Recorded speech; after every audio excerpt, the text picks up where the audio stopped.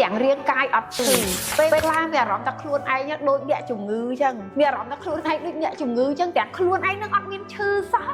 មានបងប្អូនណាធ្លាប់អញ្ចឹងអត់បងប្អូនណាធ្លាប់ដូចខ្ញុំអត់ធ្លាប់អារបៀបថារាងកាយធម្មតាសាច់ឈាមធម្មតាវាអត់មានឈឺសោះប៉ុន្តែវាដូចមានអារម្មណ៍ថាខ្លួនឯងអត់មានកម្លាំងអត់មានកំហែងអីសោះហ្មងលេងចង់ធ្វើការលេងចង់ញ៉ាំគេងក៏លេងចង់គេងធ្លាក់ពីគេងក៏លេងចង់ងើបចានេះគឺជាសញ្ញាបញ្ជាក់ថា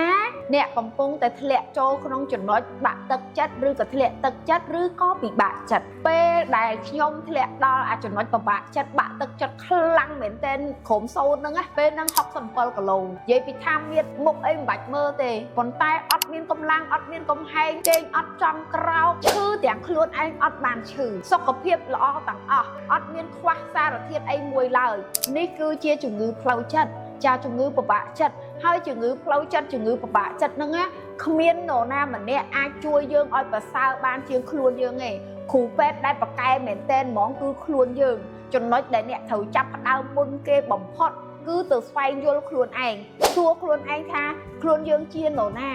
ចាខ្លួនយើងជានរណាយើងចង់ទៅណាយើងចង់ធ្វើអីពេលដែលសួរខ្លួនឯងហើយចាប់ផ្ដើមមើលពីចំណុចខ្វះខាត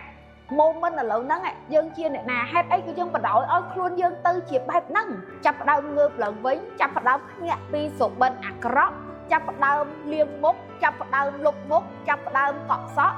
ចាប់ផ្ដើមលាបមុខលាបមាត់ឲ្យខ្លួនយើងហ្នឹងមកស្រឡាញ់ពេញចិត្តនឹងខ្លួនឯងវិញជំងឺដែលឲ្យស្ត្រីយើងបាក់ទឹកចិត្តឬក៏មនុស្សជាច្រើនបាក់ទឹកចិត្តគឺភាគច្រើនគឺភាពអវិជ្ជមានភាពដែលយើងមិនសមបំណងមិនសមប្រាថ្នា